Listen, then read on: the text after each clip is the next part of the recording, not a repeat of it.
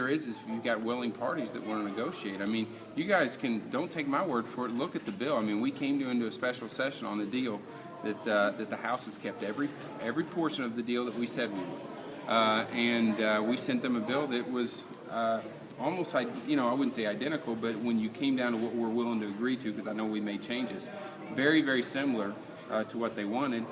We just need a partner that wants to negotiate. But the sunsets were part of the deal. You just said you kept every part of the deal. Well, yeah. I mean, whenever you make a deal, there was a global deal on a lot of different issues. I think the House is pretty clear that we have a problem with sunsets, but we could agree to sunsets if you have an MHDC reform, if you had DED reforms, if you had caps at a certain level, if you had air travelers at $360 million. It was part of a global deal.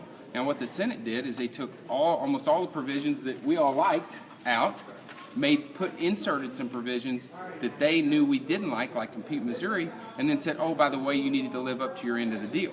I mean, Virginia, you honestly can't say that's how the process should work. You can't cut a deal with somebody, take everything that they like out, make some provisions worse, and then say, oh, but you need to live up to your part of the deal. No, they broke the deal. Because I called Rob Mayer and said, hey, if you want me to send you back over the deal, we can do it.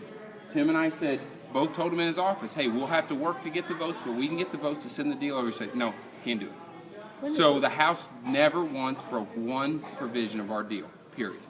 When's the last time you and President Pro Tem Mayer actually discussed this, other than on a conference call? Golly, I guess it's probably been over a week ago. But the problem is discussing stuff with the President Pro Tem of the Senate is not sufficient enough. I've learned that, okay? If you're going to have to deal with the Senate, you might as well have a conference call with 34 senators on the phone. Because clearly cutting a deal with the leader of the Senate doesn't really mean anything.